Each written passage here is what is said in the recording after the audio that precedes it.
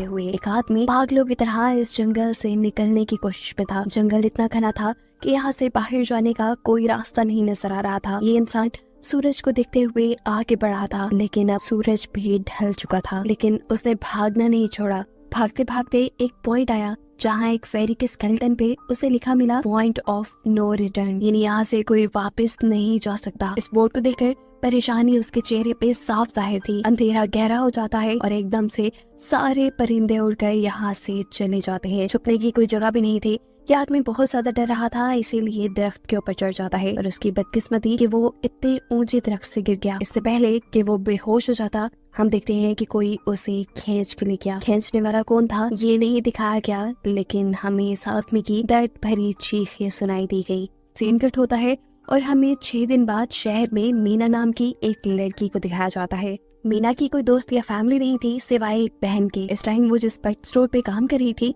उसके बॉस उसे एक पैरट को जू पे छोड़कर आने का ऑर्डर देते हैं। मीना इस पैरट को उठाकर अपने घर ले जाती है क्योंकि उसे अगले दिन जू जाना था। रात उसने इस पैरट के साथ गुजारी और फिर सुबह होने पर वो इस पैरट को लेकर जू के लिए निकल गई। लंबी सड़क पर चलते चलते एकदम से शायद उसने गलत टर्न ले लिया और वो पहुंच गई जंगल के बीचों बीच। ये वही जंगल था जहां हम पहले एक आदमी को गायब होता देख चुके हैं। पहले तो वो अपनी गाड़ी के जरिए ही इस जंगल के अंदर जाती रही, लेकिन जब उसे यहाँ से बाहर निकलने का रास्ता समझ नहीं आया तो उसे इस गाड़ी से उतरना पड़ा। उसे लगा कि शायद यहाँ करीब कोई होगा जिससे वो मदद मांग ले। वो अपने पैरट को लेकर आगे बढ़ने लग जाती है। अंधेरा भी गहरा होता जा रहा था। एकदम से पहले की तरह ही सभी परिंदे इन दरख्तों से उड़ जाते हैं। मीना को अब डर लगने लगा था क्योंकि जमीन भी जोर जोर से हिल रही थी। उसे अपने करीब किसी के होने का भी एहसास होता है। दूर एक बूढ़ी औरत भाग रही थी। मीना भागते हुए उसका पीछा करती है। वो उसे मदद मांग रही थी, लेकिन वो औरत रुकती नहीं, भागती रहती है। मीना जब उसका पीछा करते करते थक गई तो वो वहाँ रुक गई। उसके रुकने पर बूढ़ी औरत ने उसे आवाज देकर कहा, अगर जिंदा रहना चाहती हो तो तेजी से भागकर हमारी तरफ आओ। ये सुनते ही मीना दोबारा उस बूढ़ी औरत की तरफ भागी और वो बूढ़ी औरत उसका हाथ पकड़कर उसे एक घर में ले आई। घर आते ही उसने इस घर को लॉक कर लिया। ये कोई घर नहीं था बल्कि एक काफी अजीब कमरा था जिसमें एक बहुत बड़ा सा मिरर लगा हुआ था। इस बूढ़ी औरत के साथ यहाँ 2 और लोग भी थे। मीना घबराकर इन लोगों से पूछती है ये कौन सी जगह है।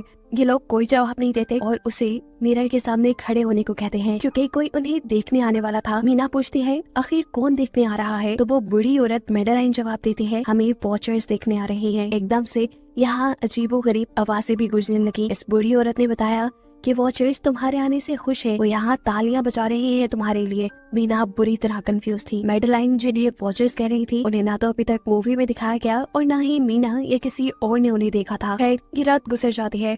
सुबह होने पर ये लोग इस जगह से बाहर निकल आते हैं। मेडेलाइन बताती है कि वो वॉचर्स सिर्फ रात में ही बाहर निकलते हैं, दिन के वक्त हम लोग जंगल में आजाद घूम सकते हैं। मीना को इस जंगल में नहीं रहना था, वो यहाँ से निकलने के लिए आगे बढ़ जाती है, पर मेडेलाइन कहती है ये तुम्हारा अच्छा फैसला नहीं, इस जंगल से बाहर निकलने का कोई रास्ता नहीं है। रात होने से पहले पहले हमें इस घर में वापस आना पड़ता है। अगर तुम लेट हो गई तो तुम अपनी जान से हाथ तो बैठोगी। मीना किसी की बात नहीं सुनती और अपने पैरट को लिए आगे बढ़ती रहती है। आगे बढ़ने पर उसे भी वही साइन दिखाई दिए, पॉइंट ऑफ नो रिटर्न वाले। इन्हें देखकर वो घबरा तो गई, लेकिन पहले वाली लड़की की तरह ही वो सूरज को देखकर सूरज के डायरेक्शन में आगे बढ़ती रही, पर जंगल से निकलने में कामयाब नहीं हो सकी। एकदम से उसे जमीन के नीचे हलचल महसूस हुई। वो डर गई और वापस उसी घर की तरफ भागी। वो हार चुकी थी। यहाँ मेडेलाइन उसे हौसला देती है और कहती है कि सिर्फ तुम ही नहीं जिसने यहाँ से निकलने की कोशिश की और हार गई, हम भी तुम्हारी तरह ही हार कर यहाँ रुके हैं। यहाँ से बाहर निकलने का कोई रास्ता नहीं। ये जंगल आत्माओं को अपनी तरफ लेकर आता है और फिर अजीब अजीब चीजें इंसानों को दिखाता है। ये तुम्हें पागल भी कर सकता है, इसीलिए अगर जिंदा रहने चाहती हो तो हमारे साथ ही रहो। ये जंगल एक शिकारी है और हम सब उसका शिकार। मेडेलाइन उसे पॉइंट ऑफ नो रिटर्न वाले काफी सारे साइन बोर्ड दिखाती है जो कि जंगल में गोल दायरे में लगाए गए थे। मेडेलाइन बताती है कि ये हमारे घर से आधे दिन के फासले पे लगे हैं, अगर इससे आगे गए तो वापस लौटना मुश्किल हो जाएगा, इसलिए कभी भी ये तुम्हें नजर आए तो तुम इन्हें इग्नोर मत करना। मीना पूछती है ये सब किसने बनाया, तो वो जवाब देती है ये एक प्रोफेसर ने बनाया था। रात हो जाती है कि लोग वापस उस घर के अंदर आ जाते हैं। हर रात वॉचर्स उन्हें देखने के लिए आते थे। आज कीरा नामी लड़की उनके सामने डांस करती है और कहती है ये सब उन्हें पसंद है। ऐसा नहीं था कि इन चारों को हर रात वॉचर्स के सामने खड़ा ही रहना पड़ता था। ये लोग जो चाहते वो कर सकते थे, लेकिन उनकी तरफ अपनी कमर नहीं कर सकते थे। रात में तो इन्हें सिर्फ वॉचर्स का मसला था, लेकिन दिन में भी इन्हें बहुत मुश्किलों का सामना करना पड़ता था। ये जंगल से हर रोज कुछ न कुछ हंट करके लेके आते थे, जिनसे इनका गुजारा होता था। अगले दिन कीरा और मीना दोनों जंगल में खाना इकट्ठा करने के लिए जाती है। मीना कीरा से सवाल करती है आखिर के वॉचर्स चाहते क्या हैं? कीरा बताती है मुझे भी कुछ खास नहीं पता, लेकिन मैडेलाइन के पास एक थ्योरी है। उसके मुताबिक ये वॉचर्स हमें देखते हैं, हमें ऑब्जर्व करते हैं, लेकिन अगर हमने इन वॉचर्स को देखा तो हम पागल हो जाएंगे। कीरा अब उसे एक गड्ढा दिखाती है और कहती है ऐसे बहुत से गड्ढे जंगल में मौजूद हैं। दिन के वक्त ये सारे के सारे वॉचर्स इन गड्ढों में रहते हैं और रात में वो यहाँ से बाहर निकल आते हैं। मीना कीरा को बताती है कि उन्हें यहाँ फंसे हुए 6 महीने हो गए हैं। कीरा का हस्बैंड जंगल में रास्ता ढूंढने के लिए निकला है। उसे उम्मीद है कि वो जरूर रास्ता ढूंढ कर वापस आएगा और वो लोग यहाँ से बाहर निकल पाएंगे। हमें मालूम होता है कि असल में कीरा का हस्बैंड वही आदमी था जिसे हमने मूवी के स्टार्ट पे देखा, जिसे को यहाँ से ले गया। अपने घर के करीब वापस आने पर मैडेलाइन मीना को 3 रूल समझाती है यहाँ पर जिंदा रहने के। सबसे पहला कि वो रात के वक्त अपना घर का दरवाजा नहीं खोलेगी। दूसरा कि रात में वो आईने की तरफ अपनी कमर नहीं करेगी। और तीसरा ये कि दिन के वक्त वो उन गढ़ों के पास नहीं जाएगी और जितना हो सके रोशनी में रहेगी। अब इस रात मीना उन वॉचर्स के बारे में जानना चाहती थी, इसीलिए वो मिरर के साथ कान लगाकर आवाजें सुनने की कोशिश करती है। जब उसे कुछ सुनाई नहीं देता तो वो मिरर की तरफ अपनी कमर कर लेती है और ऐसा करने पर उन वॉचर्स को गुस्सा आ चुका था।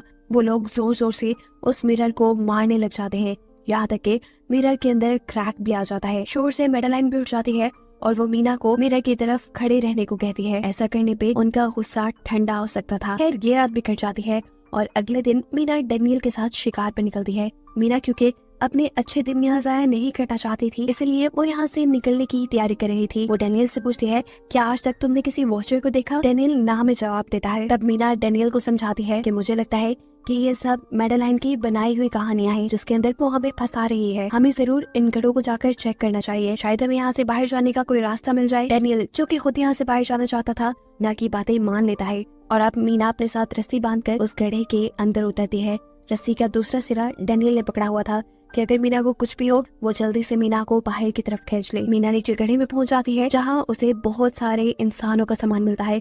मीना इस सामान को इकट्ठा कर लेते हैं, जरूर वो जंगल में फंसे हुए इंसानों का ही सामान होगा। रस्ते के सहारे मीना और डैनियल उस सामान को बाहर ले आते हैं और इससे पहले कि मीना उस गड्ढे से बाहर निकलती, उसे गड्ढे के अंदर किसी की उंगलियां दिखाई देती हैं। वो ठीक से तो नहीं देख पाई कि ये क्या चीज थी, लेकिन वो डर गई। ये लोग उस सारे सामान को लेकर अपने सेफ हाउस में आ गए, जहाँ मैडेलाइन ने उसे पूछा कि ये सामान तुम्हें कहाँ से मिला। ये लोग झूठ बोल देते हैं कि ये सामान उन्हें जंगल से मिला है। मैडेलाइन को इस जंगल में रहते हुए बहुत अरसा गुजर चुका था। वो जानती थी कि ऐसा सामान उसे जंगल से नहीं बल्कि गड्ढे से मिला होगा। वो मीना से पूछती रह जाती है बताओ तुमने गड्ढे के अंदर क्या देखा, लेकिन मीना उसे कुछ नहीं बताती। अब इन लोगों को गड्ढे से कैमरा भी मिला था। इस कैमरा को सीसीटीवी कैमरा बनाकर डैनियल और मीना इस घर के बाहर लगा देते हैं ताकि ये लोग भी वॉचर्स को देख पाएं। मैडेलाइन उनको समझाती रह जाती है ये तुम गलत कर रही हो, लेकिन ये दोनों उसकी एक नहीं सुनते। आज ये लोग वॉचर्स के इंतजार में बैठे थे ताकि इन्हें वो देख पाएं। अभी तक वॉचर्स नहीं आए थे, लेकिन आज इनके साथ कुछ अजीब होता है।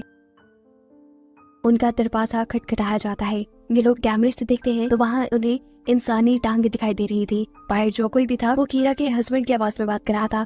कीरा को लगा कि जरूर उसका हस्बैंड यहाँ से बाहर निकलने का रास्ता ढूंढ आया है। वो जल्दी से उठकर के दरवाजा खोलने के लिए जाती है, लेकिन मैडेलाइन उसे रोक देती है और कहती है तुम ये दरवाजा नहीं खोल सकती, मैं जानती हूँ बाहर तुम्हारे हस्बैंड नहीं है। कीरा को मैडेलाइन की बातों पे यकीन नहीं था, इसीलिए मैडेलाइन कहती है तुम इसका इम्तिहान ले लो, तुम मुझसे कोई ऐसी बात पूछो जिस कीरा बाहर खड़े हुए इंसान से एक किताब के बारे में सवाल करती है जिसके बारे में उसे पता होना चाहिए था, लेकिन जब बाहर खड़ा हुआ इंसान कोई जवाब नहीं देता तो ये समझ जाते हैं कि ये वॉचर ही है। ये जब दरवाजा नहीं खोलते तो वॉचर इनके बाहर लगाए हुए कैमरा को तोड़ देता है। सभी वॉचर अब गुस्से में आ चुके थे। वो इनके घर के बाहर लगा हुआ शीशा भी तोड़ने वाले थे, लेकिन ये सब लोग शीशे के सामने खड़े हो जाते हैं। उनके ऐसा करने पर वॉचर्स ने शीशा तोड़ना बंद कर दिया और वो इनको मारने नहीं आए। रात इनके साथ ये काफी सारी गलत चीजें हो गई थी, इसीलिए डैनियल और मीना ने डिसाइड किया कि वो मैडेलाइन को सच बता देंगे कि वो गड्ढे में गए थे। और इस बात से वो बहुत ज्यादा गुस्सा हो जाती है कि उन्होंने एक रूल तोड़ दिया था। मैडेलाइन उस गड्ढे से लाया हुआ सारा सामान उठाकर वापस उसी गड्ढे में फेंक देती है और अब ना चाहते हुए मीना भी यही रहने वाली थी। वक्त गुजरता गया, मौसम भी बदल गया, सर्दियाँ आ गई थी, लेकिन अभी तक ये लोग यही फंसे थे। मीना हर रोज यहाँ से बाहर निकलने वाले रास्ते की तलाश में जाती थी, लेकिन उसे कोई रास्ता नहीं मिलता था। उसने एक नक्शा भी बनाया था। उसे यकीन था कि कभी तो वो ये नक्शा पूरा कर ही लेगी। सर्दियों की वजह से इन्हें खाना भी ठीक से नहीं मिल रहा था और खाना ना मिलने की वजह से इनकी दिमागी हालत खराब होती जा रही थी। और इसी सब में मैडेलिन और डैनियल का झगड़ा हो जाता है। उसे में वो मैडेलिन के साथ साथ मीना को भी बाहर ही छोड़ के कीरा को सेफ हाउस में ले जाकर लॉक कर देता है। अंधेरा भी होने वाला था। मैडेलिन और मीना बहुत दरवाजा खटखटाती है, डैनियल की मिन्नतें करती है कि प्लीज ये दरवाजा खोल दो, लेकिन वो दरवाजा नहीं खोलता। फिर अंधेरा भी हो गया और मजबूरन इन्हें अपनी जान बचाने के लिए एक घने दरख्त के नीचे खड़ा होना पड़ा। अब तो इन्हें वॉचर्स के आने की आहटें भी सुनाई दे रही थी। इस टाइम मीना और मैडेलिन के साथ हम ऑडियंस को भी इन वॉचर्स की एक झलक दिखाई जाती है। ये लोग लंबे लंबे, पतले और खतरनाक थे। अपने गढ़ों से निकलकर ये सब इंसानों को देखने के लिए इस सेफ रूम तक पहुंचते हैं। और जब ये लोग देखते हैं कि मीना और मैडेलिन वहाँ नहीं है, तो उनको खाने के लिए ये लोग जंगल में उन्हें ढूंढने लग जाते हैं। और इन क्रिएचर्स के दूर जाते ही मीना और मैडेलिन को मौका मिल जाता है दोबारा अपने सेफ हाउस तक आने का। इस मर्तबा वो जोर जोर से दरवाजा खटखटाते हैं और आखिर डैनियल उनके लिए दरवाजा खोल ही देता है। ये लोग घबराए हुए थे क्योंकि इन लोगों ने अब वो क्रिएचर देख ली थी।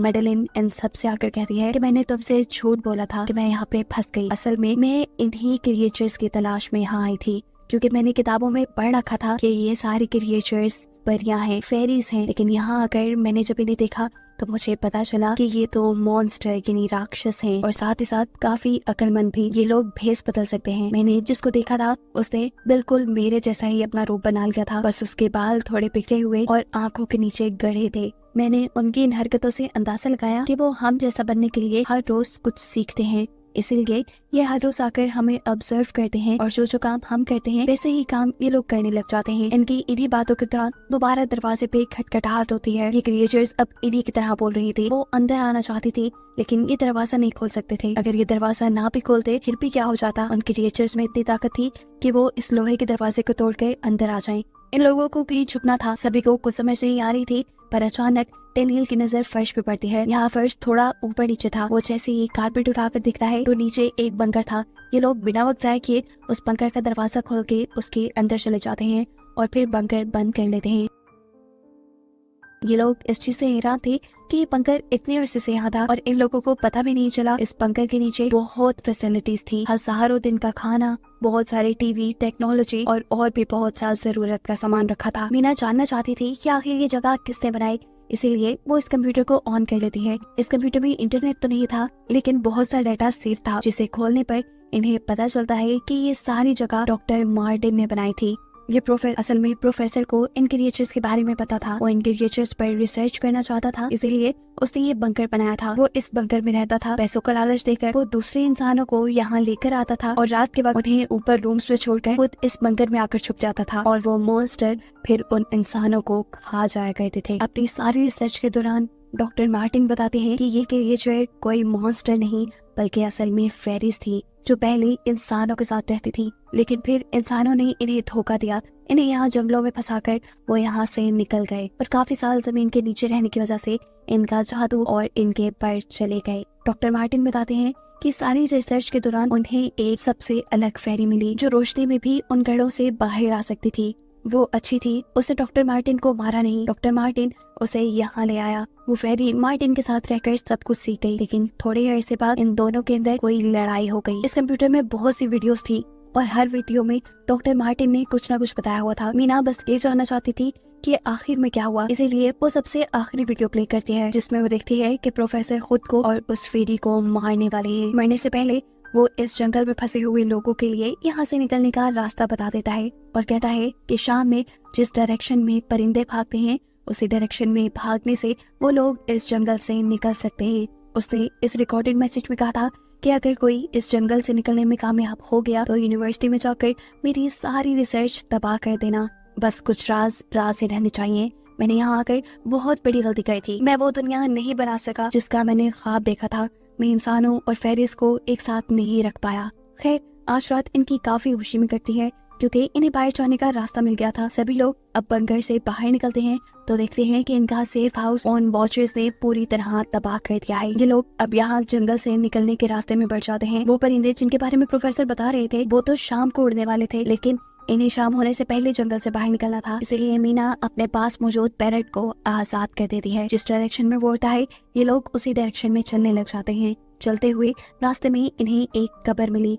मेडेलाइन इस कब्र को देखकर बताती है कि एक वक्त था जब ये लोग इंसानों के साथ रहते थे, लेकिन इंसानों ने इनके साथ बहुत बुरा किया, धोखा किया और इन्हें यहाँ जंगलों में छोड़कर वो चले गए। और क्योंकि इन फेरीज ने अपने पर और अपनी जात को खो दिया, इसलिए अब कभी वो इस जंगल से बाहर भी नहीं जा सकते। चलते हुए ये लोग एक नदी के पास पहुंच गए। फाइनली इस नदी के जरिए ये लोग इस जंगल से निकल सकते थे। शाम भी हो चुकी थी।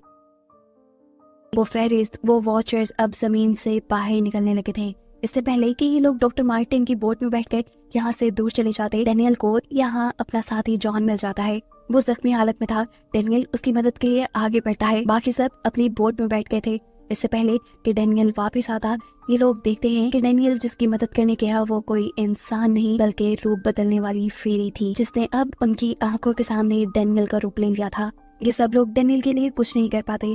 उस फेरी ने अब डेनियल के माथे पे एक निशान बनाते हुए उसे जान से ही मार डाला था। इन्हें मालूम होता है कि फेरीज ये नदी पार नहीं कर सकती और फाइनली ये लोग खुद इस नदी को पार करके शहर तक पहुंच जाते हैं। सीन कट होकर हमें दिखाया जाता है कि अब मीना डॉक्टर मार्टिन के कहे के मुताबिक उनकी यूनिवर्सिटी में उनका सारा डाटा खत्म करने के लिए आई है। और इससे पहले कि वो उनका रिसर्च डाटा डिलीट करती, उसे इसके जरिए एक नई बात पता चलती है कि जब हजारों साल पहले इंसान और फेरीज एक साथ रहते थे तो तब इनकी शादी भी हो जाया करती थी। ऐसे इंसानों और फेरीज के बच्चे भी हुए जिन्हें हाइब्रिड्स कहा जाता है। उसे यहाँ पे ये बात भी पता चली कि मेडेलाइन जो उन्हें वहाँ मिली थी वो कोई और नहीं बल्कि प्रोफेसर की वाइफ ही थी। वो कंफ्यूज हो जाती है कि मेडेलाइन ने उसे ये बातें क्यों नहीं बताई। इस सारी कंफ्यूजन को शेयर करने के लिए वो कीरा के पास आती है और उसे बताती है कि जिस मेडेलाइन से हम जंगल में मिले थे वो असल में प्रोफेसर मार्टिन की वाइफ थी, लेकिन उसने हमें ये सच्चाई इसलिए नहीं बताई क्योंकि वो खुद एक इंसान नहीं बल्कि एक भेस बदलने वाली फेरी ही थी। ये सुनकर कीरा हैरान हो जाती है। असल में काफी सालों पहले प्रोफेसर की वाइफ मेडेलिन लंग्स कैंसर की वजह से मर गई थी। प्रोफेसर उनसे बहुत प्यार करते थे, वो उनके साथ ही रहना चाहते थे। और फिर प्रोफेसर को पता चला इन भेस बदलने वाली फेरीज के बारे में। अपनी वाइफ की फोटो दिखाते हुए उसने उस फेरी को मेडेलाइन जैसा बना दिया। अभी ये सारी बातें मीना बता ही रही थी तो एकदम से उसे पता चला कि वो ये सारी बातें कीरा को नहीं बल्कि मेडेलिन को ही बता रही है, जिसने इस वक्त कीरा का भेस बदला हुआ था। जैसे ही असली कीरा यहाँ आती है मेडेलिन उसे बेहोश कर देती है, जिसके बाद वो फौरन मीना पे हमला करने के लिए आगे बढ़ती है ताकि उसका राज राज ही रहे। इससे पहले कि वो मीना को मार देती, वो उसे कहती है मैं इकलौती थी जो जंगल में सबसे अलग थी। वहाँ सारी फेरीज मेरा मजाक उड़ाती थी। मैं दिन के वक्त भी बाहर निकल सकती थी। इसी गुस्से में उन्होंने मुझे वहाँ से बाहर निकाल दिया। तब मीना उसे कहती है तुम अलग नहीं थी, तुम बहुत ज्यादा खास थी। असल में तुम हाइब्रिड हो, आधी इंसान और आधी फेरी हो। इसी वजह से तुम फेरीज के साथ भी रह सकती हो और इंसानों के साथ भी, और यही वजह है कि तुम उस जंगल से बाहर निकल आई। मीना के सारा सच बताते ही एकदम से मेडेलिन के पास उसके पैर और उसके जादू वापिस आ जाता है, जिसके बाद वो मीना को यही छोड़कर यहाँ से उड़ जाती है। अब कहानी कुछ हफ्तों बाद की दिखाई जाती है जहाँ मीना अब अपनी बहन के पास गई है। जंगल और फेरी वाले सारे वाक्य के बाद वो काफी डर गई थी और अब वो अपनी बहन के साथ ही रहना चाहती थी। उसने अपनी बहन को बताया कि मुझे लगता है कि वो फेरी अभी भी मेरा पीछा करती है। तब मीना की बहन उसे कहती है तुम डरो नहीं, कुछ नहीं होगा। और कहानी के आखिरी सीन में हमें एक बच्ची को दिखाया जाता है जो कि इस वक्त भी मीना के घर के नीचे ही थी। ये कोई और नहीं बल्कि वो फेरी मेडेलाइन ही है जो इनकी दुनिया में इस बच्ची के रूप में रह रही है। और इसी को दिखाते हुए ये कहानी यहाँ खत्म हो